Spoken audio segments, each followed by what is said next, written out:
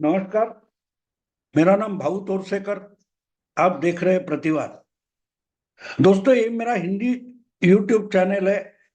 प्रतिपक्ष में अब मैं हिंदी वीडियो नहीं डालता, इसलिए जिनको सिर्फ हिंदी सुनना है उनके लिए ये चैनल मैंने शुरू किया है।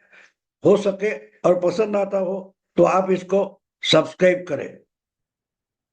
दोस्तों, कोलकाता का मामला अब बहुत बड़ा हो गया है। कोर्ट में और मैदान में उसने तूल पकड़ा है और ममता बनर्जी जितनी कोशिश कर रही है वो उस मकड़ जाल से बाहर नहीं निकल रही है। आपको मालूम है ना, मकड़ी का जो जाल होता है वो कैसे होता है? वो ऐसा फैला हुआ होता है, हम देखते हैं। वो पूरा जाल बुनकर मकड़ी जो होती है वो एक कोने में बैठ जाती है। किसके पीछे दौड़ती नहीं मकड़ी, एक कोने में बैठ जाती है, क्योंकि उसने जो जाल फैला है वहां से कोई कीटाणु कीटक अगर आसपास दिखाई न दे और घुस जाए तो फंस जाता है। फंस इसलिए जाता है कि वो जो जाल होता है वो उस कीटक को पकड़ लेता है, कीटाणु को पकड़ लेता है, चिपक जाता है। और जितनी वहां से निकलने की कोशिश करेगा वो कीटक, उतना वो उसमें फंसता जाता है। और ये सब हो रहा है तो मकड़ी दूर बैठकर देखते रहती है, क्योंकि उसको मालूम है एक बार ये जाल उसको चिपक गया है तो वो छोड़ेगा नहीं, और जितना हिलेगा डुलेगा उसमें ही फंसता जाएगा। तो बिल्कुल वही ममता दीदी अपने ही बनाए हुए मकड़ जाल में फंस गई है। जिस ढंग की राजनीति पिछले 10-15 साल से ममता दीदी ने कर दी है, उससे एक मकड़ जाल बन गया है। मुझे एक कलकत्ता के पत्रकार मिले थे दिल्ली में। उन्होंने तृणमूल कांग्रेस का संगठन का ढांचा कैसे वो समझाया था। बोले, उन्होंने कहा कि ममता दीदी क्या करती है, ममता दीदी ज्यादा से ज्यादा एमएलए चुनकर लाती है और मुख्यमंत्री बन जाती है। लेकिन पूरे राज्य में ममता दीदी का चेहरा होता है लेकिन संगठन नहीं होता। संगठन, तृणमूल का संगठन का मतलब एक ही है, जो वहां का लीडर होता है, जो वहां का एमएलए होता है, वही उस चुनाव क्षेत्र या तहसील डिस्ट्रिक्ट का मुख्यमंत्री बन जाता है। वो वहां का डिक्टेटर या प्रशासक बन जाता है। सरकार अपने ढंग से काम करती है, लेकिन अगर उस चुनाव क्षेत्र में किसी को भी कुछ भी करना है तो उसको तृणमूल कांग्रेस के वहां के नेता पदाधिकारी, ऑफिस बेरर जो होता है या एमएलए एमपी होता है, उसके मेहरबानी पर जीना पड़ता है। एमपी वगैरह छोड़ दो, लेकिन एमएलए जो होते हैं या जहां एमएलए नहीं वहां तृणमूल कांग्रेस का कोई अध्यक्ष होगा, सेक्रेटरी होगा, वो वहां के राजा होते हैं। पुराने जमाने में जो अलग अलग राजा बादशाह नवाब हुआ करते थे, वो 200 500 1000 गांव के राजा या नवाब वगैरह होते थे। और नवाब या राजाओं के ऊपर बादशाह हुआ करते थे, सुल्तान हुआ करते थे। तो एक इस बादशाह का इलाका, नवाब का इलाका अगर दूसरे सुल्तान राजा ने जीत लिया तो नीचे कुछ बदलता नहीं था। गांव गांव जो होता था, गांव का राजा, गांव का सरपंच या मुखिया रहता था। अगर दूसरे किसी ने, सुल्तान बादशाह ने वो इलाका जीत लिया, तो वो जो वहां की वसूली होती थी वो सुल्तान की जगह बादशाह को, बादशाह की जगह नवाब को देता था। बाकी गांव में वैसी ही बातें चलती रहती थी। गांव में मुखिया का कानून चलता था। ब्रिटिशों ने आकर ये चीजें बदल दी। तो ममता दीदी ने ब्रिटिश पूर्व बंगाल बना दिया है। यानी ममता का आशीर्वाद जिसको रहेगा वो उस गांव का, उस इलाके का, उस तहसील का या चुनाव क्षेत्र का मुखिया या राजा बन जाता है। वहां उसका कानून चलता है। जैसे हमने देखा संदेश खाली में जो शाहजहां शेख था उसका राज चलता था, ना कि ममता दीदी का। हम संदेश खाली में ये हो गया, महिलाओं पर अत्याचार हो गया, बलात्कार हो गए, जमीन कब्जा कर दी गई, हम सब पत्रकार यहां से चिल्लाते हैं दिल्ली में बैठकर। उस बंगाल के पत्रकार ने मुझे मुझे समझाया कि आप बंगाल समझ नहीं पा रहे हो। बंगाल में बात ऐसी है कि ये सब ममता नहीं कर रही है। ममता ने अपॉइंट किए हुए जो राजा है उस इलाके के, बस वहां उनका ही शासन चलता है और उनके शासन के अंतर्गत वहां की जो गवर्नमेंट मशीनरी है उसको चलना पड़ता है। पटवारी होगा, पुलिस थाना होगा, या और कोई गवर्नमेंट का ऑफिस रहेगा, गवर्नमेंट का दवाखाना रहेगा, उसको ममता दीदी के इशारे पर नहीं चलना पड़ता, या ममता दीदी के आदेश उस पर लागू नहीं होते। ममता दीदी का वहां का जो अपॉइंटेड मुखिया है, वहां वही वहां का सर्वे सर्वा होता है। वो कहेगा उस ढंग से पुलिस थाना चलेगा। अगर वो कहता है कि इस चीज पर एफआईआर नहीं होना चाहिए तो एफआईआर नहीं होगा। भले बलात्कार हो, डकैती हो, घर जलाए गए हो, मर्डर हो, लेकिन उस पर एफआईआर करना है या नहीं, इसकी मंजूरी तृणमूल कांग्रेस के लोकल लीडर या गुंडे से पुलिस थाने को लेनी पड़ती है।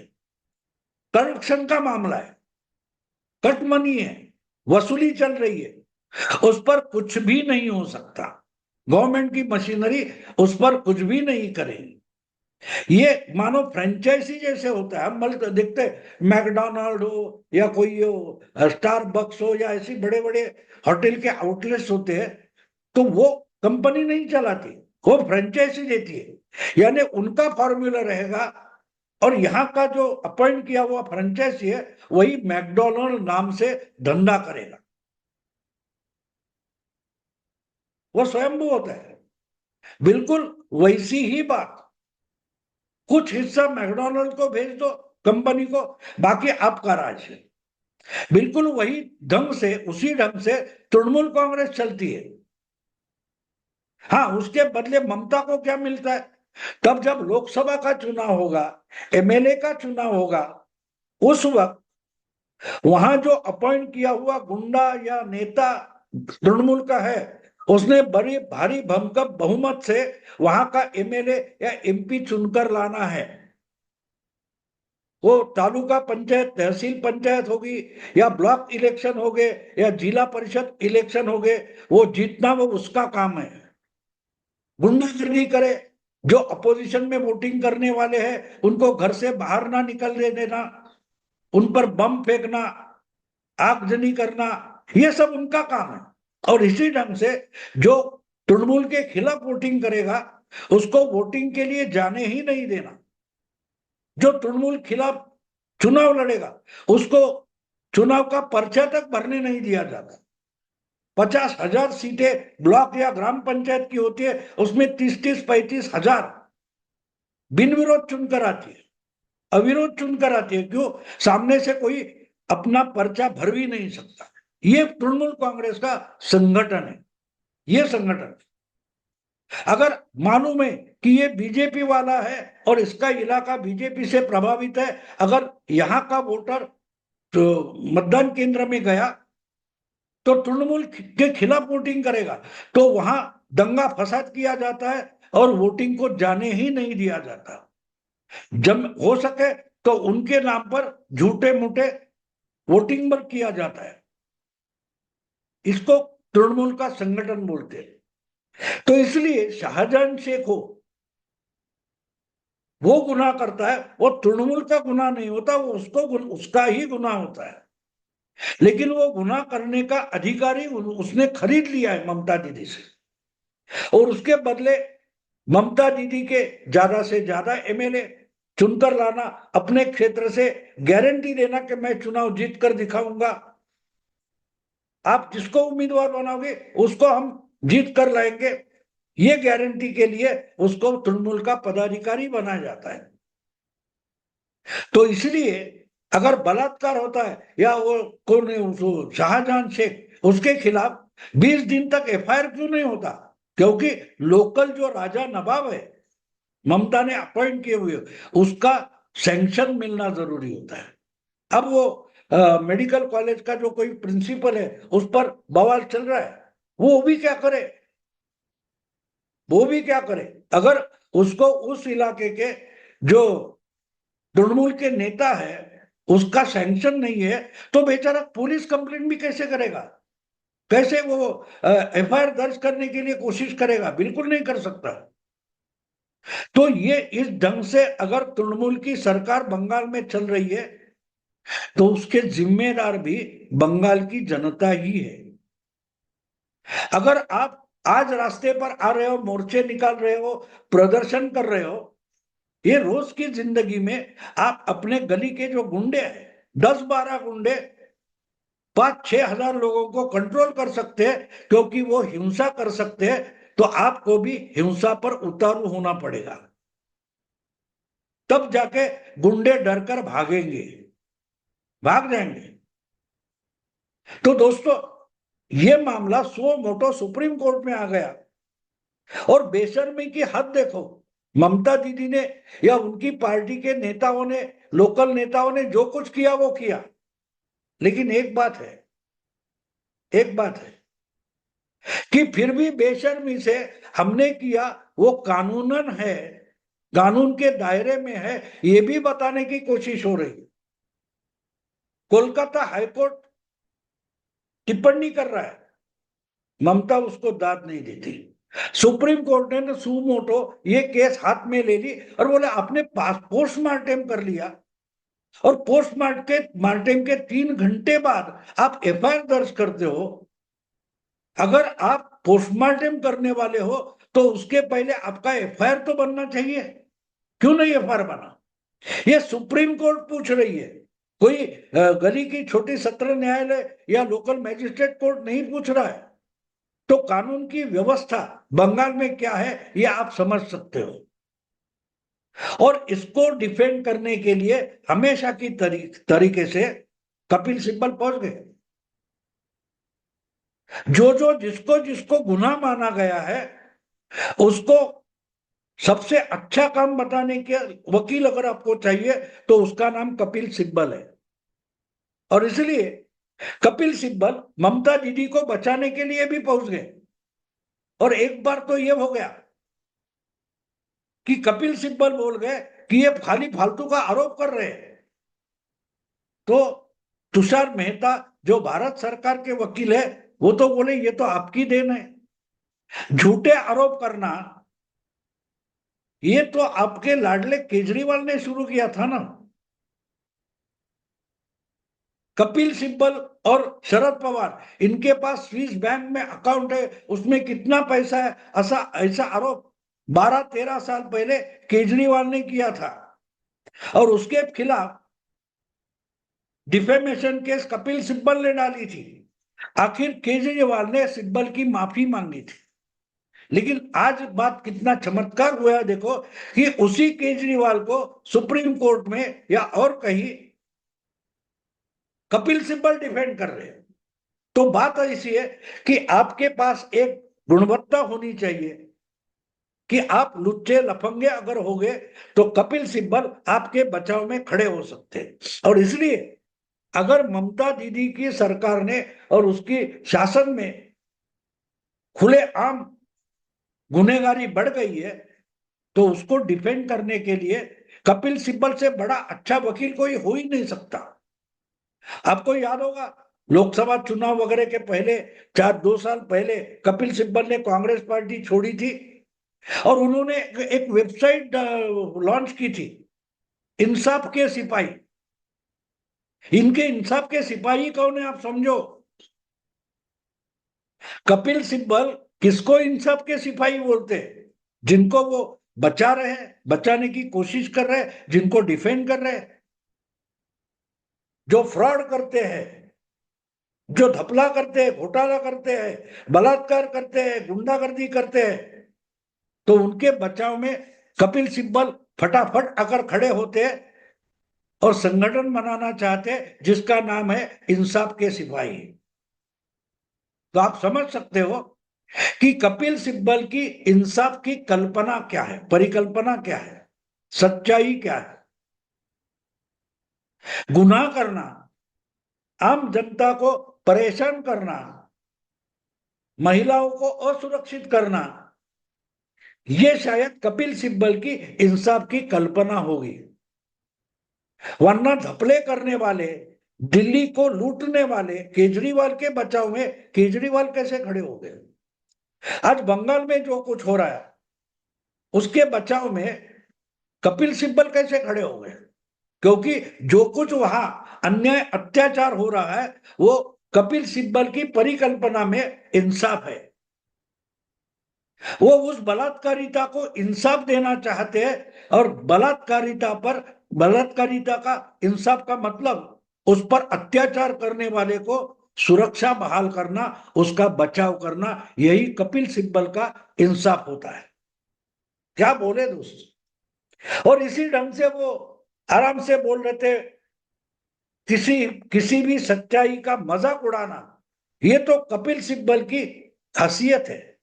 और इसीलिए जब ये सो मोटो सुप्रीम कोर्ट में मामला आ गया तो उस पर जब सुनवाई हो रही थी तो उसकी घिनौनी हरकत जो है, जो अमानुषता है, उस पर जब केंद्र सरकार के वकील सॉलिसिटर जनरल तुषार मेहता या याचिकाकर्ता जो बंगाल के वकील है वो बोल रहे थे तो कपिल सिब्बल हंस रहे थे। तब जाके और उस पर चीफ जस्टिस भी गुस्सा हो गए थे और कपिल सिब्बल के हंसने पर तुषार मेहता ने एक टिप्पणी करी, अरे यार कम से कम हंसो मत। एक लड़की पर बलात्कार हुआ है, उसकी जान चली गई है, उस पर सुनवाई हो रही है, हंसो तो नहीं कम से कम। जिस बारे में हम बोल रहे हैं, चर्चा कर रहे हैं, सुनवाई कर रहे हैं, वो हंसने जैसी बात नहीं है। थोड़ी शर्म करो। बचाव गुनहगारों का करना है, बलात्कार करने वालों का बचाव करना है, जरूर करो, लेकिन कम से कम इतने भी संवेदनशील मत बनो कि जो चर्चा चल रही है, जो सामने फैक्ट्स आ रहे हैं, उस पर हंसो तो नहीं। तो दोस्तों, कितनी बेशर्मी की बात हो गई है। यानी आप अबरूदार हो, इज्जतदार हो, इसका मतलब आप बेशर्म होना जरूरी हो गया।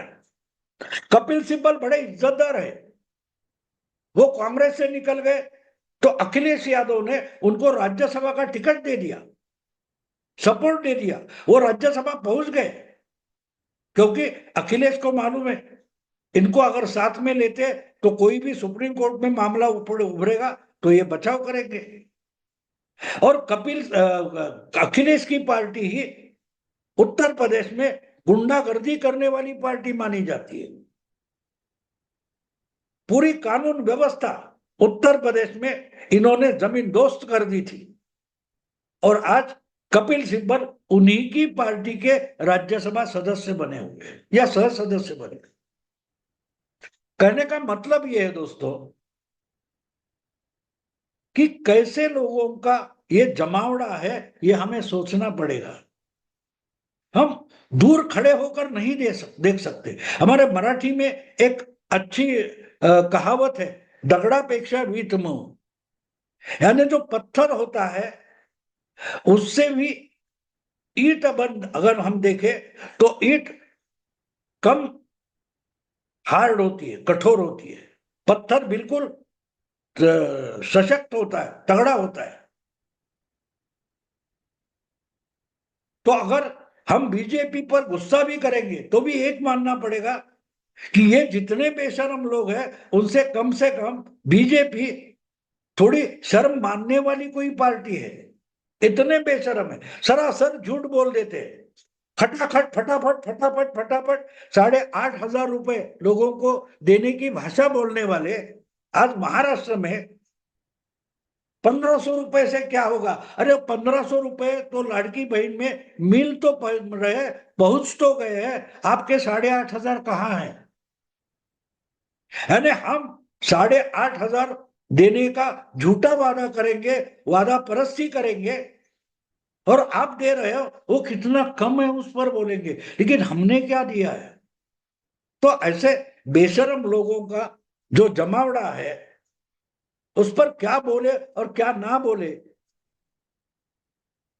तुषार मेहता भी इसीलिए बोले कम से कम शर्म करो, एक बच्ची की जान गई है, एक बच्ची पर बलात्कार हुआ है,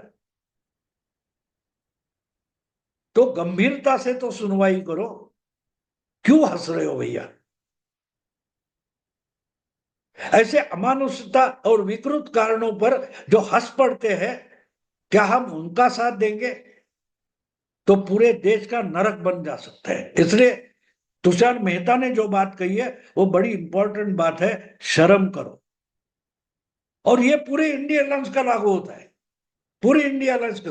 देखो महाराष्ट्र में बदलापुर में कुछ हुआ तो उद्धव ठाकरे संजय राउत जोर जोर से बोल रहे हैं, लेकिन बंगाल के बारे में एक शब्द नहीं बोलेंगे, मणिपुर पर बोलेंगे, लेकिन बंगाल कोलकाता के बारे में नहीं बोलेंगे, संदेश खाली के बारे में नहीं बोलेंगे। और 15 दिन के बाद राहुल गांधी कोलकाता की घटना पर बोल रहे हैं। ये सब एक ही थाली के चट्टे बट्टे कहते हैं ना, वैसे है। शर्म नहीं है इनका। सबसे बड़ा कैपिटल अगर क्या है तो ये लोग बेशर्म है, और इसलिए दूसरी की वेदना यातना पर हंस पड़ते हैं, उसका मजा लेते हैं। दोस्तों अभी यही रुकता हूं। अगर वीडियो पसंद है तो लाइक कीजिए, शेयर कीजिए, सब्सक्राइब कीजिए।